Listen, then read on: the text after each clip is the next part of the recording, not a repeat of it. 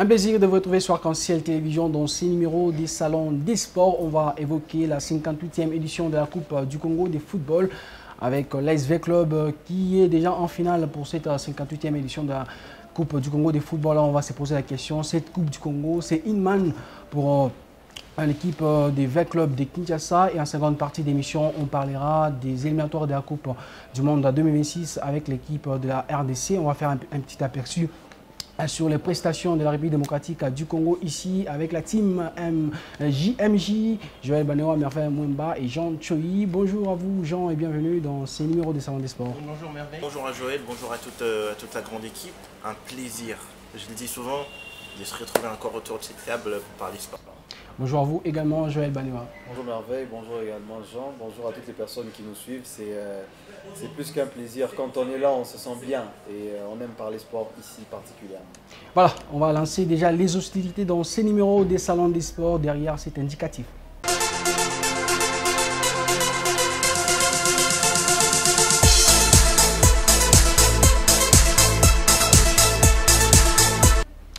On se pose la question, la 58e édition de la Coupe du Congo, une manne pour l'ASV Club de Kinshasa, Jean Choi.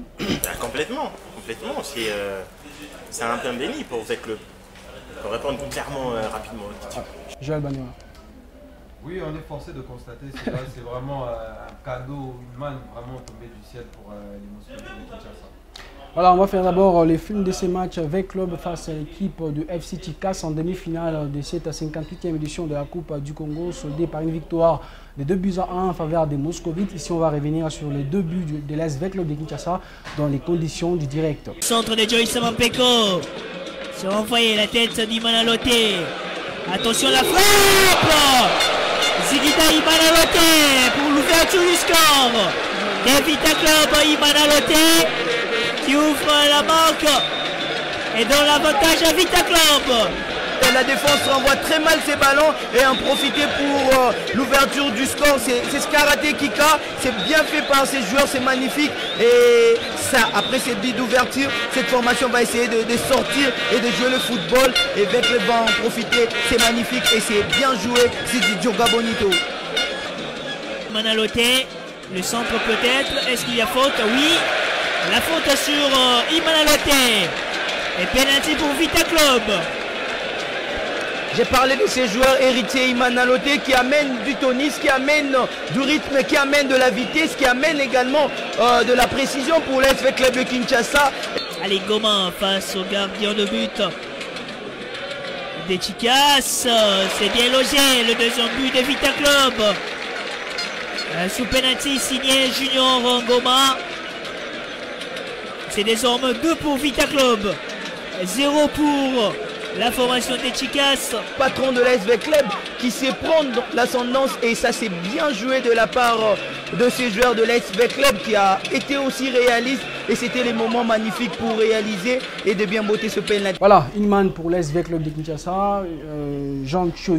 Donc, tout a été préparé pour cette équipe-là, pour peut-être la sauver, de jouer la saison prochaine les interclubs de la CAF. Bon, dire que tout a été préparé, je pense que ça serait un peu fortuite d'accuser l'organisateur qui est la FECOFA sans pour autant avoir toutes les preuves possibles, mais à voir les déroulés des événements, je pense qu'on peut arriver à cette conclusion-là. Il y a bien eu des choses qui sont passées dans cette Coupe du Congo, franchement, qui ne sont pas dignes d'une grande compétition comme celle-là. Et puis il faudra aussi l'avouer qu'à un certain moment, dès le départ, il y a des clubs, des concurrents sérieux au titre de cette compétition qui ont désisté. C'est qu'il y a d'autres qui étaient écartés. Écartés, suspendus pour des raisons farfelues. On ne te suspend pas parce que tu demandes un report. Et franchement, je pense qu'il y a bien de choses, comme je disais ici, entre guillemets, qui ont fait à ce que aujourd'hui, qu'il ne reste que 20 clubs qui soient les seuls clubs à même de battre tout le monde et d'arracher la victoire finale. Pourquoi j'ai dit d'arracher la victoire finale? Parce que même cette finale-là, entre guillemets, Moi je me dis c'est une finale des familles, hein. C'est un peu de la famille quoi. C'est un peu de la famille, même si on va vous dire que Céleste c'est une équipe de Mbandaka et tout ce qui va avec, ça n'a rien à voir avec le club, mais c'est faux. Parce que Céleste, les 2 dernières saisons, c'est un club qui vit à Kinshasa, qui a érigé son quartier général à Kinshasa, qui a des joueurs recrutés à Kinshasa. Et même les présidents de ces clubs-là, il est président du V-Club Judo. Ça veut dire que c'est la famille V-Club. Même en termes de niveau, on va dire, il n'y a pas photo. On va finir par se dire que Vita Club n'a pas été favorisé, ils ont quand même mérité leur victoire parce que ça serait un peu trop dur de dire que bon voilà mais en amont on avait quand même préparé tout ça là. Toutes ces victoires méritées comme vous le dites, c'est les SV Club. Non, je ne saurais pas les dire parce que quand ça se joue sur terrain et que ça gagne, ça reste une victoire. Mais en soi, je pense qu'il y a des décisions qui ont fait partir certains clubs qui ne devaient pas être prises. Il y a aussi certains clubs qui sont alignés au départ, qui ne devaient pas partir parce que ça sabote les cours de la compétition. Et puis finalement, il y a un club qui marche sur tout le monde, ils sont en finale. Je crois que c'est mérité à ces stades. Mais comme je le disais tout à l'heure, quand vous appelez V-Club et que vous jouez Céleste de Mbandaka, même quand tu es dans les mauvaises postures, que ça soit, tu gagnes la Coupe du Congo. Mérité pour les SV Club, mais après il y a toujours cette question de dire qu'on a préparé ça pour V-Club. Oui, le problème, moi je pense que c'est pas forcément V-Club, c'est d'abord l'organisateur lui-même qui s'est décrédibilisé avec cette Coupe du Congo. On parlait de ça ici dans ce plateau, c'est une compétition qui ne devrait normalement pas se jouer cette saison. Mais ça a été joué, on a organisé à la dernière minute. Et tout, pratiquement à la dernière minute, en plein milieu de la saison, on nous annonce que la Coupe du Congo sera organisée.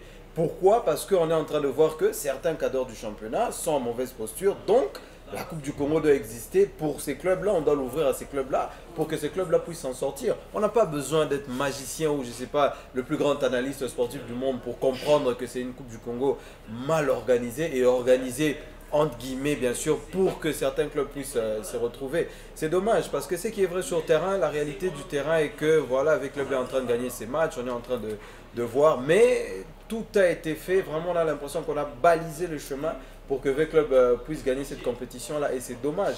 Moi, je pense que même tous les grands moscovites, les grands fanatiques de l'ASV Club ne pourront pas forcément être fiers de cette compétition parce qu'on n'a pas senti le niveau de compétitivité et on n'a pas senti... Est-ce qu'il sera question de fierté ou bien question de sauver la saison avec un titre et surtout jouer l'Afrique la saison prochaine? C'est ce qui fait mal parce qu'on a comme l'impression que même cette place en Afrique, c'est un peu, entre guillemets, volé par V-Club. Parce que pour moi, c'est pas légitime. Quand vous jouez une Coupe du Congo, il faut que vous méritez réellement cette Coupe du Congo. Il y a la véritable victoire, elle est celle qui est sans contestation. Vous voyez, donc quand vous gagnez aujourd'hui avec beaucoup de bruit autour, beaucoup de dessous de table que les gens n'arrivent pas à comprendre, ça prouve déjà que c'est quelque chose de pratiquement immérité. On a une conscience, on a des yeux pour voir et pour comprendre. Ça a été peut-être la pire des Coupes du Congo qu'on a vues dans l'histoire de ce pays. On organise une compétition apparemment pour un seul club. Quelque part, c'est honteux. Et je le disais, les vrais fanatiques de V-Club ne seront pas forcément très fiers de ce trophée parce que c'est mal fait, c'est mal pris quelque part. Il y a aussi un problème de géopolitique qui est invité dans cette Coupe du Congo. Là, je suis tout oui pour comprendre la géopolitique de la Coupe du Congo. Merveille, Mohemba. Vous vous rendez compte que dans ces pays de Lumumba, des Tshisekedi, des Kabila et de tout ce que vous voulez, qu'on ait un premier de la Ligue nationale de football, les TP Mazembe, qui est de Lubumbashi. Le deuxième, Maniema Union, qui est de Maniema. Le troisième, c'est Lupopo, qui est de Lubumbashi. Ça veut dire que les 3 clubs qualifiés pour les interclubs, la CAF, sont des clubs qui ne sont pas de la capitale. De Lubumbashi et de Maniema. Ça veut dire que Kinshasa, la toute grande capitale Kinshasa, n'a aucun club. C'est comme ça qu'on vous organise une Coupe du Congo avec un DSMP qui n'a que 11 joueurs. 11 joueurs. Ça veut dire que si un seul joueur là se blesse, DCMP pourrait quitter la compétition. C'est comme ça qu'on a eu des clubs comme Chicas, des clubs fabriqués, je ne sais pas trop, qui arrivent. Donc on a pris connaissance. On a tout fait pour qu'un club de Kinshasa se retrouve dans les interclubs de la CAF. Et ces clubs de Kinshasa, parmi les clubs qui sont quand même dans des conditions viables, c'est Vita Club. Ce n'est pas Descempé, ce n'est pas Renaissance qui d'ailleurs a brillé. Mais ça allait être aussi une très grande déception pour par exemple les investisseurs turcs pour l'argent qu'ils mettent et ne pas jouer l'Afrique la saison Je prochaine. ne pense pas que ça aurait été une inquiétude pour les Turcs, parce que les Turcs, quand ils arrivent avec le, ils ont un projet d'abord à long Mais terme. ces projets, on doit se frotter au grand. Oui, mais c'est frotté au grand. En Afrique, voilà. Ça refuse pas. Il faut déjà commencer par la Ligue nationale de football. Il faut déjà commencer par la Ligue nationale de football. Même Ouadou qui arrive à Vita Club, il ne recrute presque pas. C'est une équipe que Chongo a construite avec des joueurs qui viennent d'où? Il faut te poser des questions. Ce n'est pas avec ces joueurs-là que tu remportes la Ligue à foot, que tu pars te frotter au grand d'Afrique. C'est pourquoi ils ont déjà commencé avec les recrutements. Donc il fallait subir cette saison, bien entamer la Ligue nationale de football et finalement la saison prochaine essayer maintenant de voir à quel niveau on est, qu'est-ce qu'il faudra régler et tout ce qui va avec. On l'a vu avec des grandes formations en Afrique comme Al-Arli, champion d'Afrique. Ils se sont dit, on n'a pas les moyens aujourd'hui de jouer la Ligue des Champions. Qu'est-ce qu'on fait? On se concentre au championnat égyptien. Ouais. Et en 2011, ils jouent même la Coupe de la Confédération qu'ils remportent. Il y a même l'exemple parfait des Amalek FC. C'est vraiment les équipes qui savent se mettre arrêtement, on va dire, pour se préparer. Les projets demandent une constance. Donc, ce n'est pas Diaby et les Turcs qui arrivent aujourd'hui qui veulent ramener Vita Club au promotoire du football africain, enfin africain ou congolais. Donc, je crois qu'il fallait s'accepter, payer les amendes parce qu'ils étaient sanctionnés de non recruter pendant ces 2 ou combien d'années, mais je crois qu'ils ont réglé l'affaire. Régler toutes ces choses-là, faire partir des joueurs vieillissants parce qu'il y en a plusieurs aujourd'hui dans Vita Club, et essayer de ramener du sang nouveau. Avec cet entraîneur, on pouvait faire quelque chose de mieux la saison prochaine au lieu de vouloir trop vite aller en besogne parce qu'on a promis des choses aux supporters. Et on a la pression du public, et pour faire plaisir à ces publics, ben on joue la Coupe du Congo. Parce qu'on a commencé à annoncer, Veclub a annoncé qu'il va jouer la Coupe du Congo avant même que la FECOFA annonce qu'il y aura une Coupe du Congo.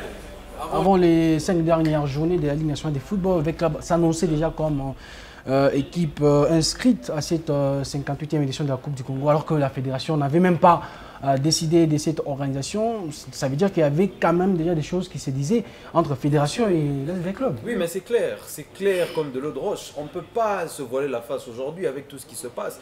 Moi, quand je regarde les affiches et la façon dont V-Club gagne, même quand vous regardez le match dans le fond, mais cette équipe, quelque part, ça fait pitié du V-Club qu'on a connu au V-Club qu'on a aujourd'hui. C'est 2 galaxies complètement différentes. Quand on s'est tremblé à un moment du match face à Tikas. Face à Tikas, on a vu que c'était... On ne comprend pas, mais même quand on vous aide, parce que là, V-Club s'est fait aider pour arriver jusqu'en finale, mais c'est toujours une équipe qui est extrêmement faible. Moi, je trouve qu'aujourd'hui, les V-Clubiens ne veulent pas, ou peut-être les dirigeants, n'ont pas voulu voir la vérité en face. Et moi, je pense qu'il y a un mélange entre le nouveau V-Club et l'ancien V-Club qui s'attache toujours à des mauvaises pratiques. C'est-à-dire que les Turcs, quand ils viennent avec Amadou Diaby, ils ont un projet à long terme. Ils veulent bâtir ce club, construire un stade, un centre de formation, un centre d'entraînement dans les normes et tout. Donc c'est quelque chose qui va prendre du temps. Mais de l'autre côté, il y a ces V-Clubiens là, ou ces gens-là qui sont toujours autour des V-Clubs, qui font en sorte que l'équipe... J'ai pas envie de dire que c'est une façon de garder la réputation du club, mais ils sont toujours en train de faire des choses pour que V-Club soit le V-Club que ça a toujours été, alors que dans le fond, c'est plus le cas. V-Club n'est plus le V-Club d'avant. On est en train de parler de toutes ces histoires ici, Coupe du Congo, organisation, machin, parce que le club n'a plus son niveau d'avant. V-Club n'a plus le niveau d'avant et on ne veut pas accepter ça. Et quand vous n'acceptez pas de reculer pour mieux sauter, on va se retrouver dans des situations catastrophiques. Pour quel objectif? Imaginez, bon, on recrute V-Club, recrute 10-15 joueurs pour aller jouer l'Afrique. Vous pensez que ces 15 joueurs venus à peine dans V-Club vont emmener V-Club en demi-finale des Champions? Non, il faut être sérieux à un moment donné. Il faut savoir ce qu'on veut. On est en train de bâtir une nouvelle équipe. On a le projet de faire redevenir V-Club dans son haut niveau. Faisons les choses comme il se doit. Imaginez V-Club qui repart encore en Coupe de la Confédération. On va encore se faire humilier. L'objectif, c'est finalement ça. On est en train de craindre ces choses à répétition qui existent depuis 4-5 ans où V-Club va en Afrique, ressort tout de suite après être venu. Donc, c'est dommage pour l'équipe de V-Club. On détruit la réputation. On donne raison aux gens qui disent toujours que la Coupe du Congo n'a pas sa raison d'être parce que tous les clubs qui sortent de là, ils ne font toujours rien. C'est un moyen. La question de réformer peut-être cette compétition, parce que c'est une compétition qui doit être quand même là. Normalement, c'est une compétition. Pour un pays organisé, on doit avoir une coupe. Tout à fait. Bien organisée aussi. Qui débute dès l'ouverture de la saison sportive en RDC. Et à tous les Les clubs s'enregistrent à tous les niveaux. On a 2 divisions de football au niveau supérieur, la première, la deuxième. On a des clubs qui viennent de là, qui s'enregistrent. Moi, je ne sais pas, on peut élargir jusqu'aux ligues. Et comme ça, on permet à ce qu'il y ait beaucoup de compétitivité. Je reviens à ça parce que tout à l'heure, on nous disait, enfin récemment, on nous disait qu'il y a des clubs comme Mazembe, Vita, Desampé qui se plaignaient d'avoir beaucoup de matchs. Non, mais nous, on a vécu dans ces pays où on pouvait avoir un Mazembe qui joue l'entente urbaine de football, qui joue la Ligue de football, et qui joue la Ligue nationale de football, et qui joue la Ligue des champions. 4 établissements. Parfois, Et on avait une équipe très forte, une équipe très dynamique. Ça n'avait jamais posé problème. On a eu Santos Moustoubile à la tête de ces Mazembe. Mazembe a battu tout le monde ici. Ils ont fait une saison extraordinaire. Mais c'était avec ces mêmes clubs qui jouaient l'entente, la Ligue et la Ligue nationale de football. À un certain moment, les clubs, les responsables des clubs doivent se remettre en cause et se dire que pour Seulement le responsable de club, ça doit partir de la fédération. On a les connors qui doivent normaliser la chose. Mais dans le fond, on ne sent pas cette Je normalisation. pense que Merveille, on a à un moment donné trop bercé le club congolais. Les dirigeants, c'est vrai, mais tout ce que ces dirigeants-là font, c'est pour les intérêts de leur club. Ils voudront que leur club soit dans les meilleures conditions. Mais c'est quoi la meilleure Mais condition? qui est en train de favoriser ça? C'est la fédération. Alors ça doit partir de la fédération. C'est eux qui doivent serrer les choses pour que le club s'aligne derrière la façon de faire de la ligue ou de la fédération. Ce sont ces gens-là qui ont tellement bercé les clubs qu'aujourd'hui on se retrouve avec des clubs qui sont en train de diriger la ligue. C'est ça le problème. Aujourd'hui, le club a organisé la Coupe du Congo et va la remporter. Donc, on ne peut pas dire que c'est la Fédération congolaise de football association qui a organisé cette compétition-là. Donc, on est dans des familiarités, des complicités. Même Mazembe qui gagne le championnat qui n'a eu aucun franc. Donc, moi, je trouve que on doit bannir d'abord ces familiarités, ces ententes entre dirigeants de clubs et dirigeants de la ligue. Ils sont censés avoir des relations professionnelles et non amicales. De bannir ces accointances entre fédérations Et et clubs. même les clubs entre eux, on a comme l'impression qu'il y a trop d'amitié aujourd'hui dans le Il y a le football. club mosaïque. Est-ce qu'on saura réellement tuer cette amitié-là entre fédération, ligue, les clubs? Parce que les mêmes dirigeants qui sont dans les clubs, c'est les mêmes dirigeants qui doivent être, c'est pas, président des fédérations, président des ligues. Il faudra aujourd'hui formater les systèmes sportifs de la RDC. Quand je parle de formater, ce que ces connors-là, excusez-moi j'ai envie de dire connard, mais enfin après, ces connors-là que nous avons aujourd'hui, qui doit reformer notre fédération, doit être dirigé par quelqu'un qui connaît le football et On a retrouvé les vieux mondes, les vieux démons, on va dire. Oui, parce que quand vous amène un économiste à la tête d'une fédération, que voulez-vous faire? Mosengo, l'un des aventuriers, le plus grand aventurier de ces pays, qui est à la CAF, qui connaît les mots de notre football et qui nous ramène, monsieur Sambi, un économiste tout fait, pour des questions techniques. Que voulez-vous que la fédération devienne? Et là, on sombre dans des détournements d'argent. Ouais, on pensait réformer l'argent ou bien l'aspect sportif ou football. Mais on s'est basé sur l'argent. Et l'argent même qu'on ne retrouve pas. Parce que quand vous organisez un grand championnat, les 6e championnats les mieux cotés en Afrique, et qu'un gagnant comme Mazembe n'a rien, et on utilise l'ancienne coupe de 2022. Avec un podium moyenâgeux. Oh là là. Il y a jamais eu des podiums. Le pays des choses. La solution aujourd'hui, et je l'ai peut-être déjà dit dans cette émission, c'est qu'il faudrait ramener de l'argent dans le football congolais et de l'argent contrôlé. Pourquoi? L'argent, il faut changer aussi l'homme, réformer l'homme. Par rapport à la gestion. Même l'homme. Moi, je me dis aujourd'hui, on ramène de l'argent. Quand je dis de l'argent, sérieusement d'argent dans le football congolais, où on sait que même le 4e du championnat, il gagne autant, le 6e gagne autant, le 7e gagne autant. Les clubs vont arrêter à un moment donné de se foutre de la gueule des autres. Ils vont se dire, non, écoutez, Mazembe, c'est bien beau, on peut faire ceci, faire cela, mais si moi je te bats, j'ai la chance de finir 6e ou 5e, j'ai une somme d'argent. Et toi, qu'est-ce que tu me proposes? Ouais, donc à partir du moment où les clubs deviendront réellement indépendants, financièrement surtout, parce que c'est là que le bas blesse, il y aura la sportivité qui va revenir.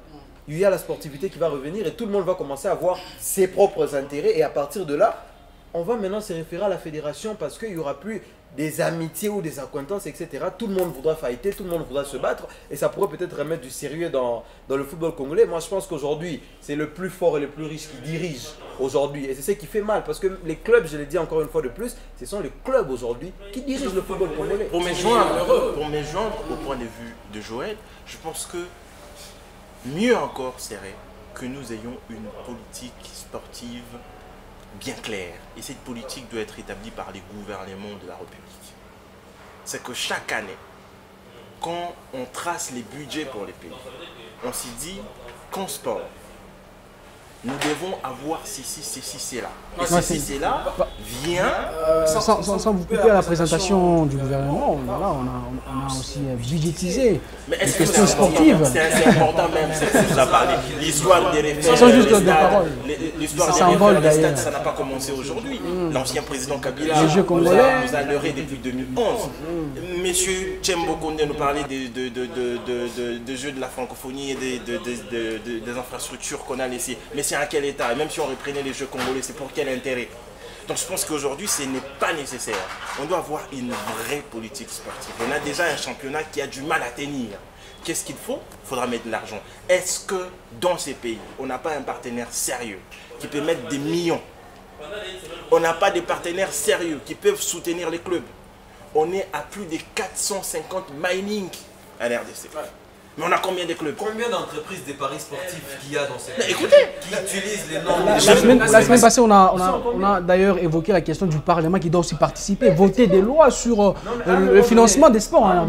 Quand il y aura tellement d'argent, quand on met, comme je disais tout à l'heure, un vrai investissement dans le football congolais, l'État va mettre réellement ses yeux là-bas et ces aventuriers-là peuvent risquer même la prison. Dans un sens où les millions qui rentrent, à partir du moment où on ne sait plus voir où l'argent est parti, à quoi ça a servi, à un moment donné, il faudrait arrêter ces personnes-là. Aujourd'hui, on voit ça en Europe. Quand tu détournes de l'argent, que ce soit de la Ligue ou que ce soit de, je sais pas, de n'importe quelle fédération, il y a des enquêtes qui sont menées. L'État s'ingère dans les... L'ancien président de la FIFA avait payé les prix. L'ancien président de la FIFA a suivi ça.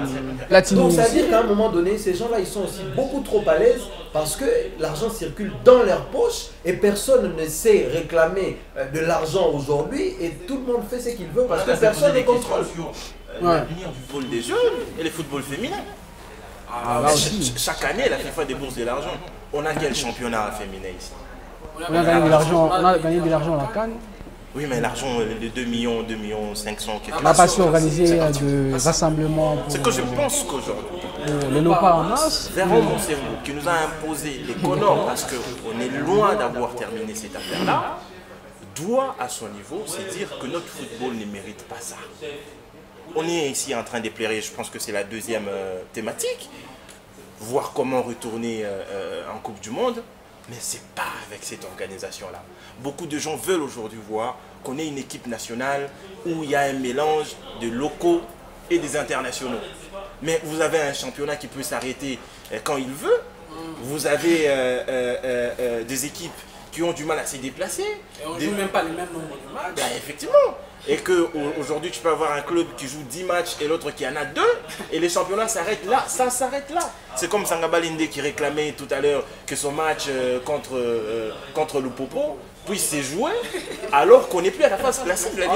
C'est qu'il y a des choses qui ne se passent que dans ces pays et qui doivent s'arrêter. C'est quand même honteux. Il y a des choses dans ces pays de Lumumba d'où on va continuer toujours d'en parler pour alerter, on va dire, les décideurs qui doivent prendre des décisions, qui doivent tenir les coups pour permettre à ces footballs de rehausser les niveaux et de retrouver sa plus belle robe. Ici, on va parler toujours des... on va rester dans les Conors qui organisent bien sûr l'équipe nationale de la RDC. On parle des éliminatoires de la Coupe du Monde à 2026 avec les performances de la RDC. 2 matchs, ça fait 4 points de gagner pour la République démocratique du Congo sur les 2 matchs à jouer. Un match nul face au Sénégal et une victoire face au Togo. Joël Banewa, ici on entre dans le groupe d'abord de la RDC. Il y a une surprise, les Soudan. Et par rapport à cette équipe de la RDC, par rapport à ces performances qui s'enchaînent, est-ce qu'il y a de l'assurance pour une première place qualificative à une Coupe du Monde? Oui, j'y crois. J'y crois surtout que l'ogre de ce groupe, c'est le Sénégal, qu'on qu'on a tenu tête chez eux, à domicile, un but partout. Et au Stade de Martyrs, on sait que tout peut se passer avec cette équipe de Sébastien Desabre.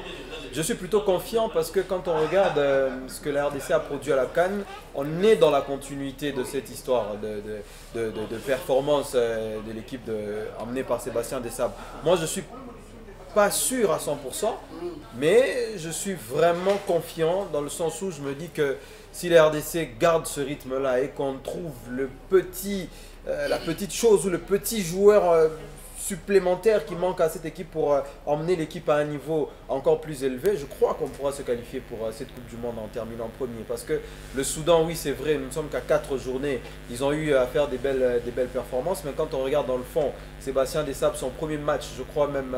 c'était la première journée des éliminatoires contre la Mauritanie. Là, c'était vraiment le préambule de son histoire avec la RDC, mais bien avant la CAN. Et après, on regarde les 2 matchs qu'on a fait, c'est une victoire, un nul.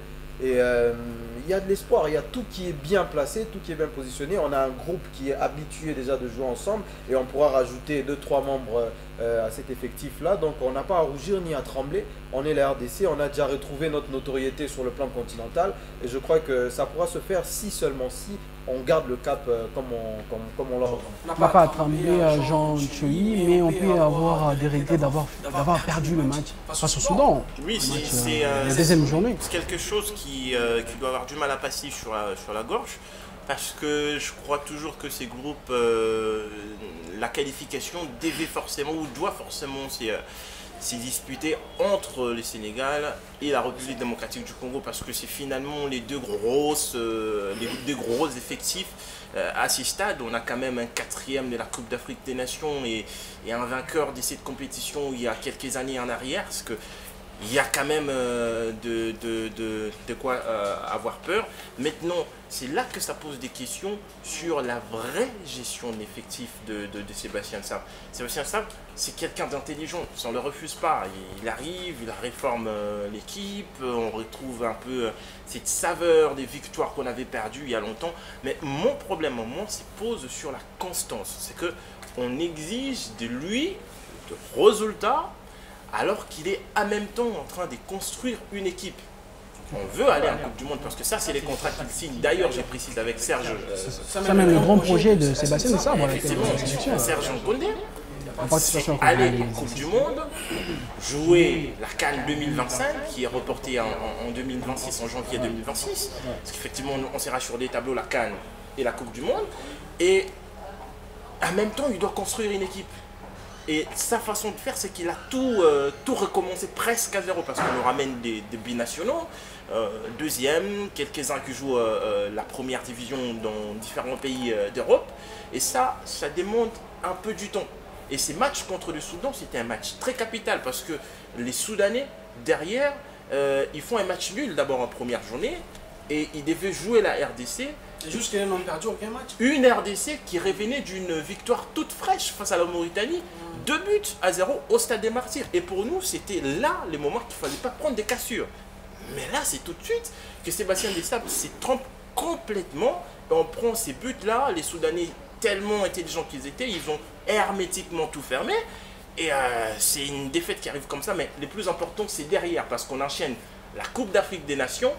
On n'a pas fait bien sûr de blocus au mois de mars, mais voilà, derrière, on reprend avec les éliminatoires de la Coupe du Monde. On a les Sénégal qui est un prétendant sérieux, même s'il faut le dire qu'aujourd'hui ils sont un peu en mal, ce n'est plus la même équipe du Sénégal qui a remporté la CAN en 2019.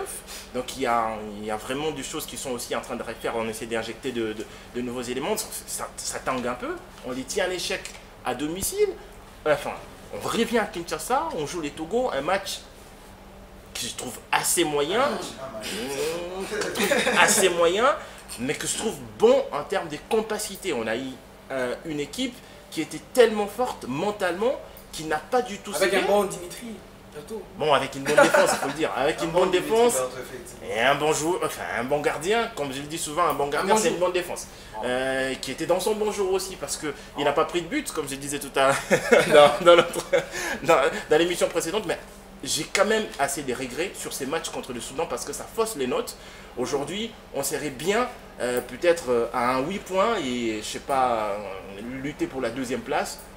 et recevoir les Soudans à 267 jours jusqu'à maintenant, parce qu'il faudra compter, parce qu'il y a beaucoup de temps qui va s'écouler et ça sera...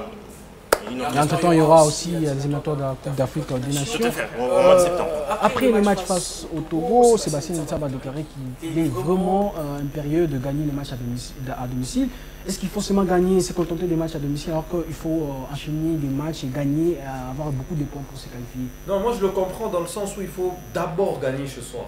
Il faut d'abord gagner chez soi, c'est primordial parce que tous ces adversaires-là seront en position vulnérable face aux Congolais chez eux à domicile. Au Stade des Martyrs. C'est 5 matchs, c'est bon à domicile. Oui, effectivement, c'est encore beaucoup de matchs parce que quand vous gagnez tous ces 5 matchs-là, ça fait 15 points quand même, mine de rien. Parce que là, jusque-là, en déplacement, on n'a qu'un point. Voilà, donc si on gagnait, on arrivait déjà à gagner nos matchs à domicile, ça ferait 15 points. Et à l'extérieur, aller chercher des victoires, ramasser ici et là, parce que c'est facile. Le plus difficile, il reste peut-être de gagner au Soudan et au Togo. Je crois que ça ne sera pas facile là-bas. Et la Mauritanie, là moi, je pense qu'en Mauritanie, on va s'en sortir. Rappelez-vous, NIT était le carton rouge disproportionné que Bakambu avait pris. C'est une équipe qu'on frappe là-bas, sérieusement. Donc, c'est une petite nation vraiment comparée à la RDC. Et surtout, je l'ai dit tout à l'heure, c'est une équipe de RDC qui a déjà pris un autre niveau, un autre standing. Et je crois que ça va peut-être s'améliorer encore plus tard. Moi, je suis confiant, personnellement. Je suis très confiant avec cette équipe congolaise, mais il faudrait éviter de tomber dans des petits pièges, pardon, j'y arrive, des petits pièges dans le sens où des petits matchs nuls à Kinshasa, des petites erreurs comme ça qui peuvent arriver comme on l'a connu dans le passé, c'est ce qu'il faudrait éviter. Mais quand on regarde sur papier, noir sur blanc, je pense qu'on a toutes nos chances encore jusque-là pour aller en Coupe du Monde et surtout se qualifier premier.